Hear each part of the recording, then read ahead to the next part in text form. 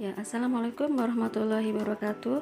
Pertemuan pertama di kelas 12 ini akan membahas tentang pertumbuhan dan perkembangan. Sebelumnya, marilah kita lihat gambar berikut ini. Apa yang Anda pikirkan dari gambar ini?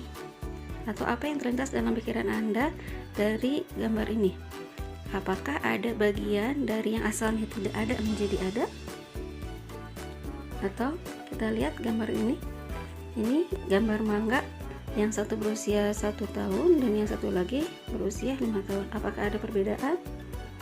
Ketika melihat gambar ini, apakah yang terlintas dalam pikiran Anda? Bagaimana pula dengan gambar ini? Gambar metamorfosis dan pertumbuhan janin dari usia 9 minggu sampai usia 38 minggu. Apakah Anda bisa menarik benang merah dari ketiga slide yang tadi? Ya, kesamaan dari gambar tadi adalah bahwa makhluk hidup itu akan mengalami pertumbuhan dan perkembangan. Ya, kemudian ciri apa yang menunjukkan bahwa tanaman ataupun hewan itu mengalami pertumbuhan? Apa yang maksud dengan pertumbuhan dan apa pula yang dimaksud dengan perkembangan? Apakah ada perbedaan di antara keduanya? Ya, marilah kita sama-sama simak ya. Oke, kita lihat bahwa ternyata pertumbuhan itu adalah perubahan yang terjadi pada makhluk hidup ya, yang meliputi pertambahan ukuran tubuh. Ukuran apa? Panjang ya, bisa tinggi, bisa berat, bisa volume dan jumlah gitu ya, misalnya jumlah sel. Yang semua makhluk hidup ya, dan itu bisa dilihat dari bertambahnya ukuran badan atau ukuran sel. Sedangkan perkembangan itu didefinisikan sebagai proses untuk mencapai kematangan fungsi dari suatu organisme. Jadi, dalam pertumbuhan itu dia akan terjadi selama masa hidupnya ya, sebagai akibat dari perbanyakan sel dan pembesaran ukuran atau volume sel yang tidak dapat balik atau bersifat irreversible. Apa itu irreversible gitu? Irreversible itu artinya berarti makhluk hidup yang telah tumbuh besar itu tidak akan bisa balik lagi ke ukuran semula ya. Misalnya dari bayi tumbuh menjadi orang remaja, anak remaja tadi tidak bisa balik lagi kan gitu ya ke bayi gitu ya, seperti itu. Kemudian pertumbuhan itu juga terjadi karena adanya pertambahan sel gitu ya. Pertambahan sel itu terjadi karena adanya pembelahan sel ya, pembelahan secara mitosis yang terjadi terus-menerus. Sedangkan pembesaran ukurannya sendiri itu disebabkan oleh penambahan material sel. Masih ingat materi di kelas 11 apa perbedaan antara jaringan meristem dengan jaringan dewasa ya? Salah satunya adalah dilihat dari ukurannya gitu ya. Sel-sel di jaringan meristem ukurannya sangat kecil, sedangkan sel-sel yang sudah dewasa itu ukuran selnya sudah lebih besar karena ada penambahan material selnya, ukurannya juga ya, seperti itu ya. Material sel itu diantaranya adalah organel sel, jadi kemudian sitoplasma juga. Nah, kemudian pertumbuhan itu dapat diukur ya dengan alat ukur berat, panjang gitu ya, ataupun jumlah yang disebut aksonometer gitu ya. Dan kemudian data-data yang kemudian kita peroleh dari pertumbuhan itu berupa data kuantitatif gitu ya. Apa maksudnya gitu ya? Data kuantitatif itu artinya dia data yang kemudian kita bisa hitung atau dinyatakan dengan satuan bilangan ya. Misalnya pertumbuhan pada tumbuhan itu dapat diketahui dengan cara mengukur tinggi batangnya, kemudian diameter batang ataupun luas daun. Nah, apa perbedaannya dengan perkembangan gitu ya? Nah, perkembangan itu ditandai dengan adanya perubahan struktur dan fungsi masing-masing organ tubuh hingga perubahan yang terjadi semakin kompleks. Ingat-ingat lagi materi kelas 11 bahwa jaringan meristem itu berbeda fungsinya dengan jaringan permanen. Salah satunya misalnya jaringan epidermis atau jaringan pengangkut ya. Nah, strukturnya juga berbeda, sel-selnya ya, sel-sel yang menyusun jaringannya juga berbeda gitu ya. Itu berarti ada proses perkembangan. Kemudian pertumbuhan dan perkembangan itu terjadi secara bersamaan ya, sehingga jika suatu organisme mengalami proses pertumbuhan, maka organ-organ tubuhnya juga akan mengalami perkembangan gitu ya.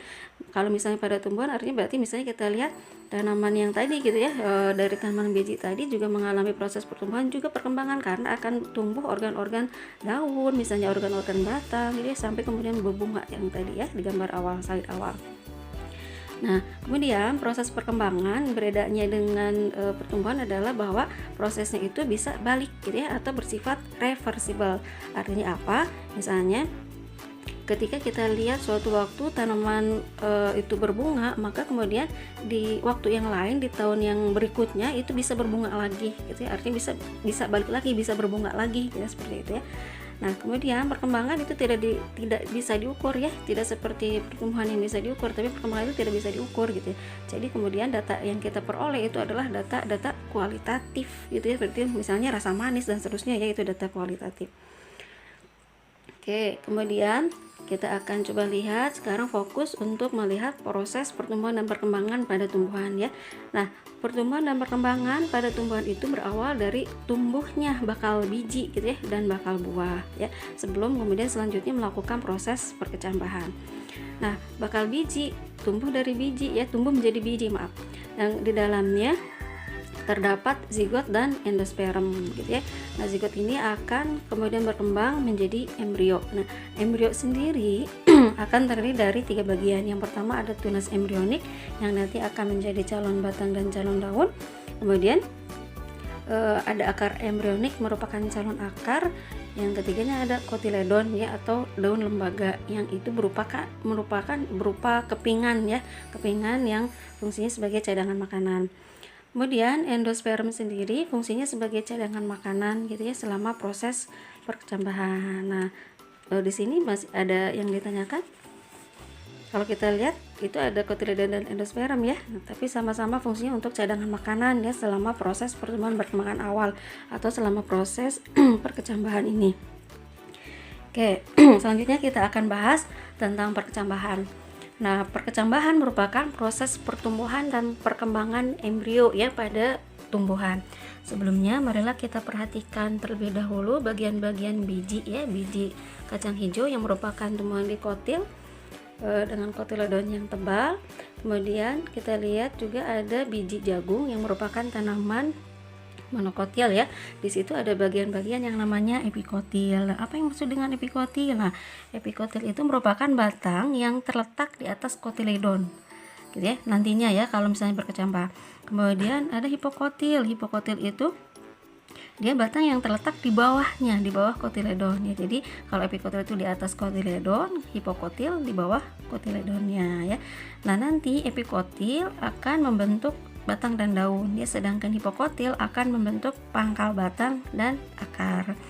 Nah, kemudian kalau kita lihat di situ juga ada kotiledon ya. Kotiledon dalam biji kacang hijau itu berperan sebagai cadangan makanan gitu ya, sebagai cadangan makanan.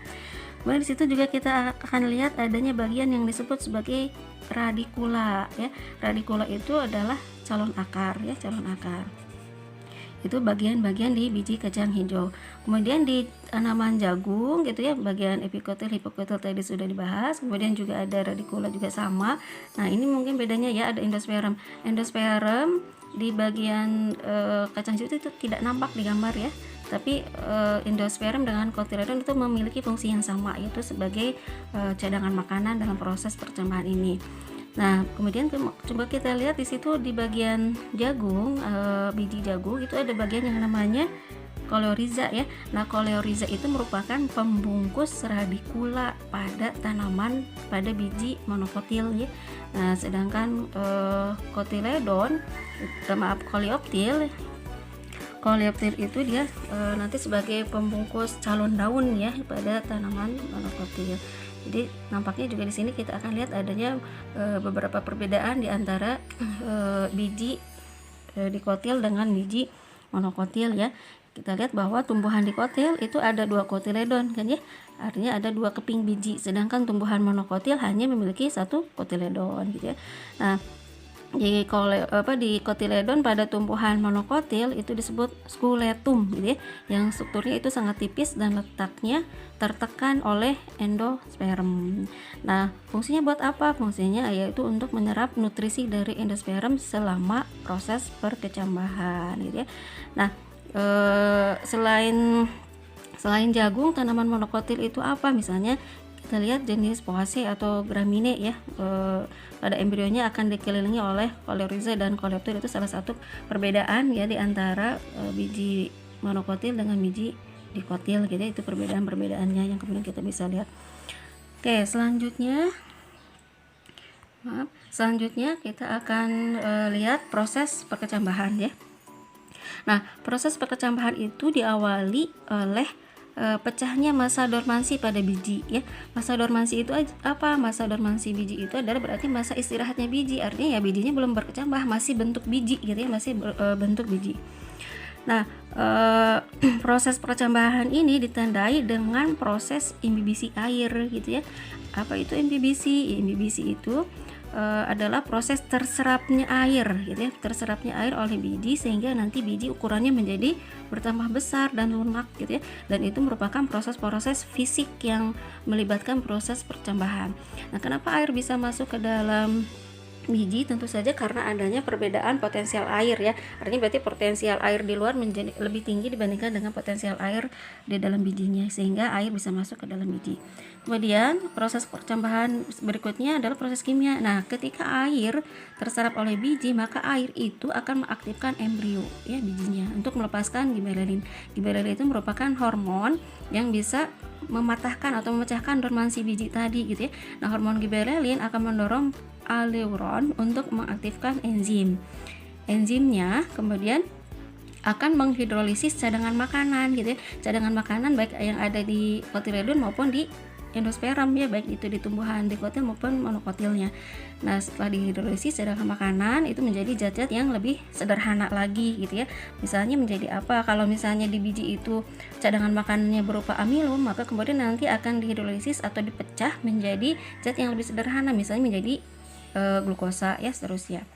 Atau misalnya ketika lemak, berarti nanti pecahannya yaitu berupa asam lemak dan gliserol gitu ya. Nah, selanjutnya kemudian zat-zat tadi akan dioksidasi melalui jalur metabolisme atau respirasi sel gitu ya, yang pada akhirnya akan menghasilkan energi untuk membantu proses perkecambahan dari tanaman tadi ya. Itu. Oke, untuk melihat aleuron itu tadi berarti aleuron itu lapisan tipis telur endosperm ya. Oke, selanjutnya kita akan lihat juga tentang tipe-tipe perkecambahan ya. Nah, perkecambahan itu ada dua ya tipenya gitu ya. Tipe perkecambahan itu berdasarkan letak kotiledonnya ada dua. Yang pertama ada perkecambahan hipogeal, yang keduanya epigeal ya. Apa itu hipogeal? Hipogeal itu adalah perkecambahan di mana epikotilnya akan muncul di atas permukaan tanah, sedangkan hipokotil dan kotiledonnya akan tetap berada di tanah gitu ya. Contohnya misalnya kecambah di jagung ya dan kacang kapri. Berarti hipogeal itu epikotilnya akan muncul ke atas tanah gitu ya, sedangkan hipokotilnya dan kotiledonnya bijinya itu sendiri akan tetap berada di tanah. Ini umum terjadi pada tanaman monokotil gitu ya. Nah, selanjutnya ada tipe perkecambahan epigeal, yaitu di mana epikotil, hipokotil dan kotiledonnya semuanya akan muncul di atas permukaan tanah. Contohnya kecambah pada kacang hijau dan kacang tanah, dan ini umum terjadi pada tanaman dikotil gitu ya, seperti itu. Oke, coba kita lihat gambarnya seperti ini gitu ya. Ini perkecambahan epigeal pada kacang hijau. Kita lihat di situ kotiledonnya atau bijinya akan terangkat gitu ya ke atas sana. Kemudian bagian epikotil dan hipokotil, coba masih ingat epikotil hipokotil? Jadi epikotil itu batang yang di atas kotiledon, hipokotilnya batang di bawah kotiledon. Kotiledonnya ini sendiri kita lihat kotiledonnya itu yang berupa keping bijinya itu ada di tengah-tengah ya. Epikotil, hipokotilnya muncul ke atas permukaan tanah. Berikut juga kotiledonnya ya, seperti itu. Di situ ada plumula. Plumula itu sebagai calon daun daun pertama gitu ya. Oke, kemudian yang ini perkecambahan hipogeal ya. Kita lihat di situ bagian hipokotilnya di bawah ya, kemudian kotiledonnya juga di bawah tanah. Yang terangkat hanya bagian epikotilnya saja gitu ya, epikotilnya saja. Baik, sudah bisa dipahami perbedaan perkecambahan hipogeal dan epigeal? Ya, mudah-mudahan bisa dipahami hari ini. Refleksinya bagi kita bahwa setiap makhluk hidup itu tumbuh gitu ya. Maka kebaikan kita juga sepatutnya bertumbuh gitu ya, semakin baik, semakin tambah soleh misalnya ya. Semakin tambah soleh, semakin tambah baik ya, seperti itu. untuk menghasilkan produk yang baik harus melalui proses yang panjang ya, seperti pertumbuhan tadi gitu ya, dari mulai biji sampai kemudian berbunga dan seterusnya ya, berbuah, itu prosesnya panjang gitu ya. Mungkin nanti kalian bisa tambahkan kembali ya. Mungkin itu saja yang bisa disampaikan untuk pertemuan kali ini. Mudah-mudahan bisa disimak, dipelajari dan dipahami ya.